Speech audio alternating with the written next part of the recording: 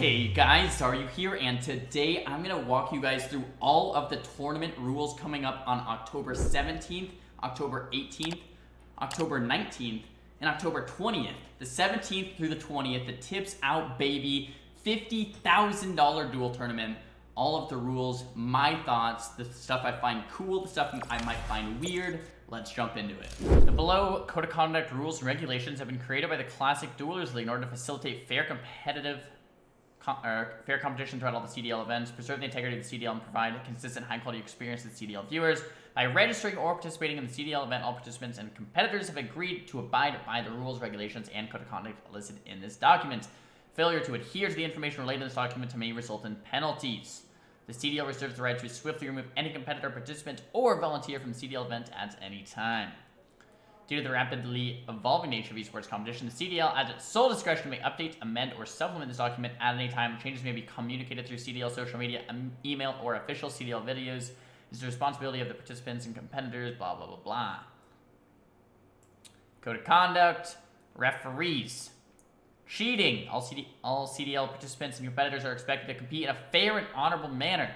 Methods of cheating such as counter-sharing, match fixing, stream sniping, dual disruption, client-side abuse, hacking, exploiting, and the use of banned items or strategies listed in this document are forbidden. If a CDL competitor or participant is found cheating, punishments may include match forfeiture, nice word, disqualification, forfeit of prize money, or temporary suspension or permanent ban from all CDL events, inspection, attendance, punishments, blah, blah, blah, blah, blah. Format and schedule. Here's the good stuff, all right? Stages. CDL Season 1 will be comprised of 3 separate competitive rounds. Herein referred to as stage. The first stage will be referred to as the qualifying round qualifiers. The second stage will be referred to as the regular season. And the third stage will be referred to as the championship. So qualifiers, the season, and the championship. 3 stages. Okay, and that's Season 1 of CDL. Season 1 will have qualifiers, the season, and the championships.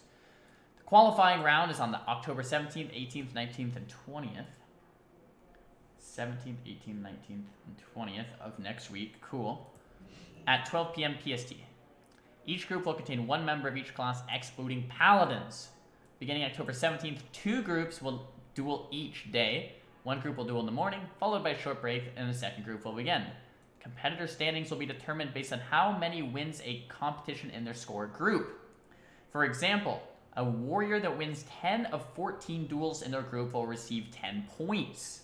At the conclusion of the qualifiers, the top 3 performers of each class will advance immediately, while the 4th and 5th performers of each class will duel in a best-of-3 series to determine who the final member of each class will be to advance. So it seems like the top 4 of each class will advance, which means... how many people is that? How many classes are there? Mage, Rogue, Priest, Druid, Shaman, Lock, Warrior. Is there 7 classes? Did I miss something? Rogue? No, I got Rogue. Is there 8 classes or 7? 8 times 4, is there 30? Is there 30? There must be 32 people in the tournament? Is that what I'm hearing correctly? The top 3 performers. I thought there was going to be 8 of each. Oh, there is 8 of each. So it's going to be 8 of each in the qualifiers, 4 of each in the regular season, it seems. Okay. In the event of a tie where multiple competitors of the same class earn the same score and each face the same possibility of elimination, a tiebreaker shall commence, and each competitor that is tied shall face off in the best of 3 to determine who will advance in the regular season. The top performers of each class defines the competitions who win the most amount of duels. The biggest bomb. Yo, Nara, 417. Thank you, Nara. I appreciate that. Hell yes, in the chat. Thank you. Shall be awarded specified amount of prize money. The prize money shall be as following: $750 for the top performing member of each class. So there's 8. Is there 8 classes? Or 7? Maybe there's only 7 because it's... No, there's 8, right? Rogue, Mage, Priest, Shaman, Lock, Druid, Warrior, Hunter. Okay, I miss Hunter is what I missed. So there's 8 classes, not including Paladins. Okay. So there's 8 classes, and the top performing member of each class will be awarded $750, and when there's ties, it'll be a best of 3 from the tie to see who is the number 1. Okay, so there's not a lot of mirror matchups unless there's a tie or unless you're 4th or 5th place. Okay, Regular season. The CDL season, regular season is a 4-week event that shall begin following BlizzCon 2019. Full details of the event will be revealed at the conclusion of the qualifiers. Cool. CDL Championships, the event. Okay, so best of 3 double elim style tournament will take place in December. So this will be interesting, right? The championships, how the championships is going to be run. But the season's really cool because it's a point-based system. So if I'm a mage and I lose to a druid, and Zico's a mage and he loses to a druid, then we both lost to the druid. That doesn't actually hurt us because mages lose to druids. So counters don't matter. So if you're a warrior and you lose to a mage, that doesn't matter because another warrior is also going to lose to another mage. So a warrior, all you have to focus on is being the best warrior you can be. If I'm a mage, all I need to focus on is being the best mage I can be. If I lose to a lock, that's not a big deal. I just need to be able to beat every hunter, every rogue, every shaman, every some priest. If I can win against a priest, a lock, or a druid, then that's huge, but I can't drop my duels against warriors, rogues, hunters, and shamans. Interesting. Cool. I'm really happy about this. This is actually cool. Really, really stoked about this. Okay. Qualifier dueling rules. General rules. All baseline classes abilities are permitted, except for certain conjurable items. Hellstones, which are banned. All baseline classes are permitted, except for... Okay, so Hellstones from Warlocks are banned. Wow. Okay, so everything is... So mana gems are allowed. Hellstones from Warlocks are banned. I'm assuming that's because Warlocks are very powerful, and they don't want them just winning every duel or something. Okay. Only class self buffs are allowed, of course. Players must maintain 1 talent build for the entirety of the qualifiers, of course. There'll be a 30-second downtime between duels for classes to heal up and mana up. This is actually going to be one that I'll have to maybe talk to Tips about or see. 30 seconds, like here, like I'm going to hop in game and show you guys what 30 seconds, like, can I do a stopwatch / stopwatch? No, there's no stopwatch. But if you're starting a timer right now, timer, reset, stopwatch here, start. Okay, so in game, if I rebuff everything, and I'm starting at full health and full mana, right? And I make a mana gem, and then I make water. Make 1 stack of water and 1 stack of food. And I immediately start drinking, right? I started at full health, right? So normally in a duel, you'd start at 0 health and 0 mana. So you'd have to drink all the way up, then do what I just did. So we can add on another 20 seconds to this. But anyway, I'm not wasting any time, right? I'm hurrying as quick as possible. Hurrying. I'm still half mana, 3,000 mana. It's been 38 seconds already. So there's no way we could do duels within 30 seconds, right? So this rule might have to be for classes to heal and mana up. Yeah, you cannot mana up in 30 seconds. It's maybe gonna take 2 minutes, just because of just straight up how slow the food moves you. So now that I'm full mana, I'd be ready for a duel, but I would have to buff up. You know, of course, before a duel, put up this, and maybe a slow fall. So boom, and now I'm ready for a duel. I would sit down, drink, now we could duel. That's after 1 minute and 10 seconds after starting from full health and full mana. So you add on another 20 or 30 seconds. It's gonna take about 1.5 minutes between each duel. You need about 1.5 minutes between each duel. So I'll probably talk just like this is just not realistic. It would be great, but not realistic, right? Another mage can buff you. That actually could be cool if other mages buffed you, but you'd still have to rebuff mage armor yourself. Like the only thing they could do is arcane intellect for you. What do you need slowfall for? It's a debuff protector. Consider new water from DM. The new water is going to help a little bit, but regardless, 30 seconds is too short, right? So maybe if you min-maxed it super hard, you could maybe get under 1 minute, but I still don't think you could get at 30 seconds. Anyway, so that's one consideration, but obviously that's not a huge deal. Duelists shall be positioned 20 yards. Perfect. Duelists may only compete with 1 character for the entirety of Season 1. Perfect. Observing duelists shall stand clear of the dueling area. Perfect. Duelists shall be required to stream the entirety of the CDL event which they are part of, as well as submit their VOD to review for designated CDL administrators. Perfect. Perfect. You actually have to stream. That's sick. No intentional days will be permitted. Rogues sitting in stealth. For minutes to reset CDs. Any non-strategic act whose sole purpose is to delay a duel will result in the forfeit. So this is interesting, right? No intentional delays will be permitted with non-strategic acts. So I wonder, as a mage, if I'm running away as a strategic act to win a duel, but I'm running away to wait on, I don't know, my next Iron Nade, so I could combo someone down with an Iron Nade, or waiting for my next counterspell Iron Nade combo, you know? Can I sheep someone, run, drink, now have an Iron Nade, and then burst them? I'm sure that's allowed, right? And so this is interesting. This is like really, really, really interesting. Huh. Anyway, fleeing from a duel will result in a loss by the fleeing player. Okay, so don't go near the edges, boys. If a player is force fled by another player, intentionally chain fearing a player of the rim of the duel line, the situation will be called into review and may result in a loss for the exploiting player. Okay, so don't go near the edges. And yeah, keep an eye on that counter there. Definitely. If a duel forfeiture is deemed accidental, both duelers may be required to do the reduel. In the event of duel timeout, no win will be granted. Duelers will reduel, but with a cap on food and water set.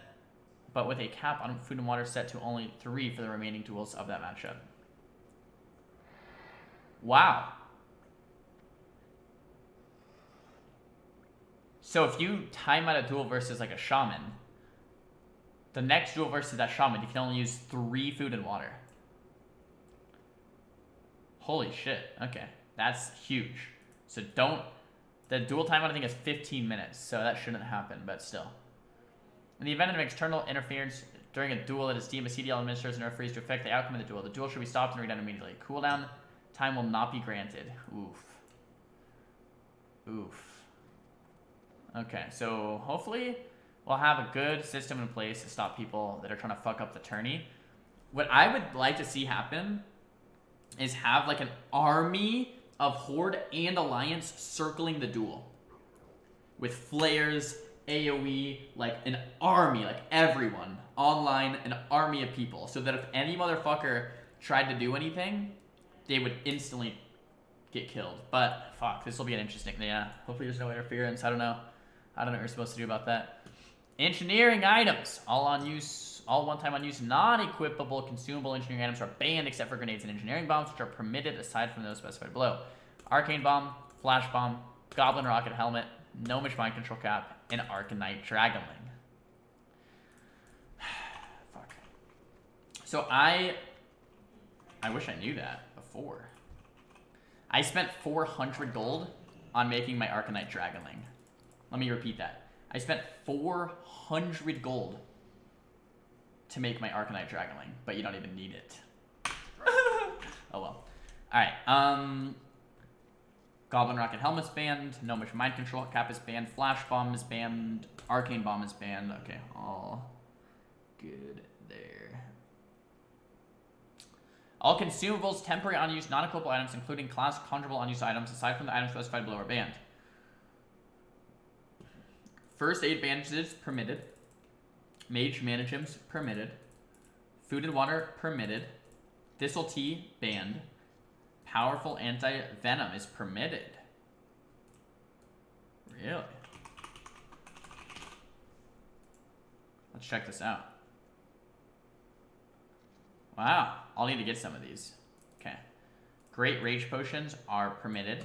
Whipper root tubers are permitted. I'll have to grab these too.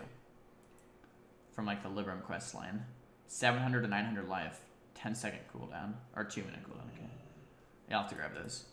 Demonic and dark runes are permitted. Not that mages would really want to do that very often, but fascinating. Okay, so that's permitted. Okay. All non-consumable equipable items, unless otherwise specified in these rules, are permitted except for the below mentioned items. Tidal Charm is banned. Good. Lifestone is banned. Fuck. Okay, I spent 50 gold on this, 40 gold, 50 gold on this Lifestone as well. Dude, I could have had like an extra 450 G back if I knew these rules. Furbog Medicine Pouch is banned. I spent 7 hours farming this medicine pouch. And it's banned.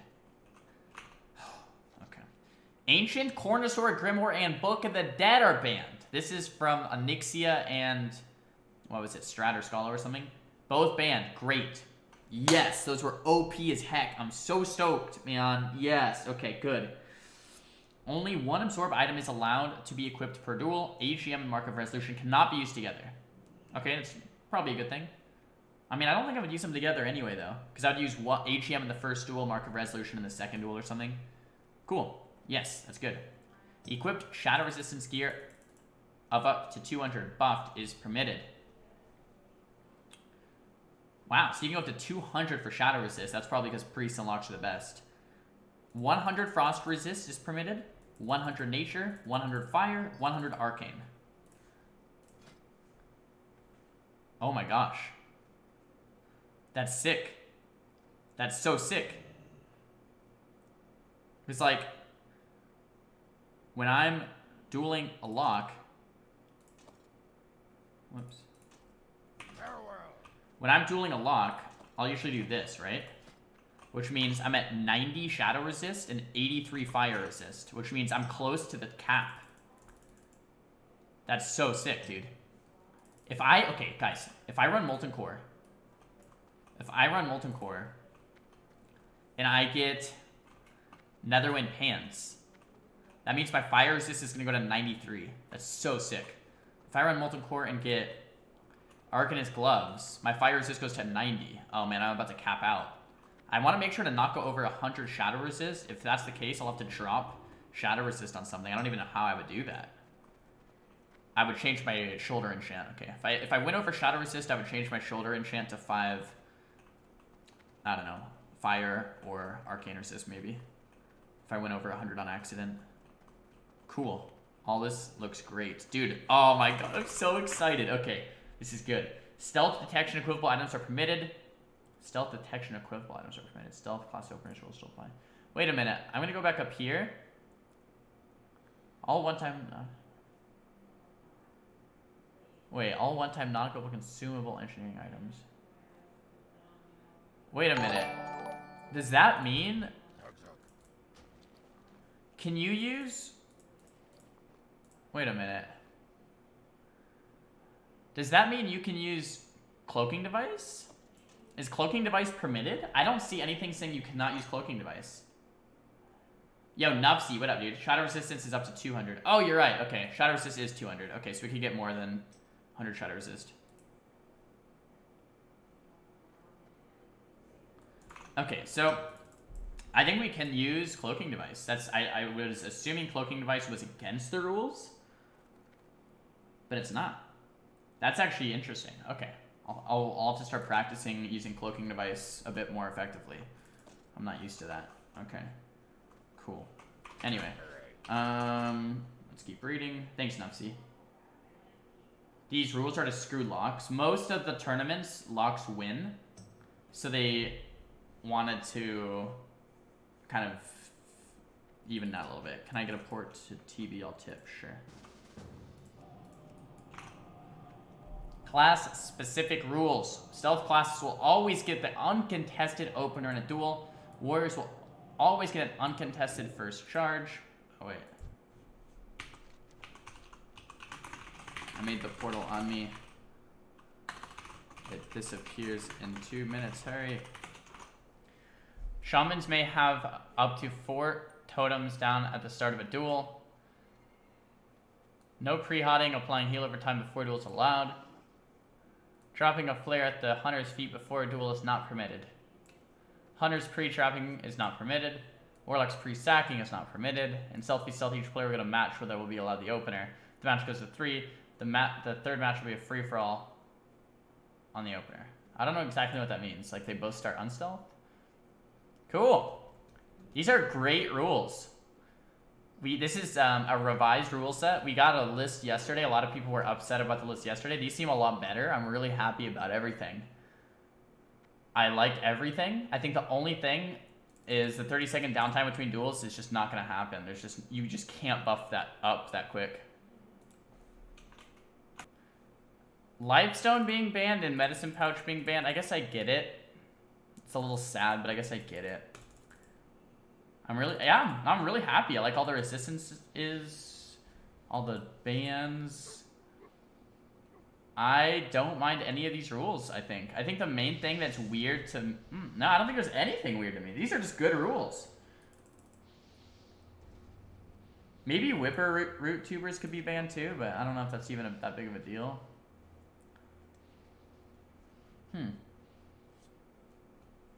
Yeah, I like everything. Is Iron Grenade banned? No. What about Skull of Doom? Skull of Impending Doom is not banned, but it's I swear, guys, Skull of Impending Doom is not good. It hurts you for 425 life and 425 mana. In actual Classic, it did not. In actual Classic, it hit you for a lot less. So, since it's a constant 400, or it might be 420, it's just never worth it. Even if you Skull of Impending Doom a Poly, you're like putting yourself behind. It might, I don't know. I'll probably have it in my bags. Like if I'm in a mage versus mage matchup and I think I want to use it, then maybe I will. But most of the time, probably not. It's really interesting to me that cloaking device is going to be allowed. Maybe that's, yeah, that's probably cool. So yeah, I'm stoked. I'm stoked about everything. This is good. I'm gonna need to make the Goblin Bomb Dispenser, and I think I have to level my engineering back up to 300 because of Shadow Reflector. Or was it Fire Reflector? Shadow Reflector requires engineering 300. Okay. Why different resistance numbers on Shadow and Frost, for example? The different numbers are probably because Shadow Priests and Warlocks are considered the two strongest classes. Let me repeat that. Shadow Priests and Warlocks in Classic are considered the two strongest classes. I would say if most people were to make a list on like 1v1 classes in Classic, the list would look something like 1 Warlock, 2 Priest, 3 Rogue, 4 Druid, 5 Mage, 6 Shaman, 7 Hunter, 8 Warrior. If I had to guess, this would be the ranking, right? Warlock, Priest, Rogue, Druid, Mage, Shaman, Hunter, Warrior. There's an argument to be made that, like, this would be like a 3-way tie or something. Like that. Right? Or you could, like, put them on tiers. Like, if you did a tier list, it could be like, first tier is Warlock, Priest, and a Rogue. Second tier would be like Mage, Druid, and Shaman. And third tier would be like, yeah, this is probably a better way to do it. And then third tier would be like Warrior and Hunter. Yeah, I would probably say that's a better way to itemize it. Like, tier 1, Warlock, Priests, and Rogues. Tier 2, Mage, Druids, and Shamans. Tier 3, Warriors and Hunters. Yeah. Oh, Paladins? I don't know about Pallies. I actually just don't know. Which spec a Druid? The spec doesn't matter that much. But I think it's a Resto Moonkin spec that most of them do, but I don't know. You'd have to have Soda Poppin'. I think he would give you a similar answer, though, in which, like, the spec doesn't really matter that much. Druids are good because they put up Moonfire, an Insect Swarm, and then melee. Like, just melee. Hit them with their fucking mace while healing.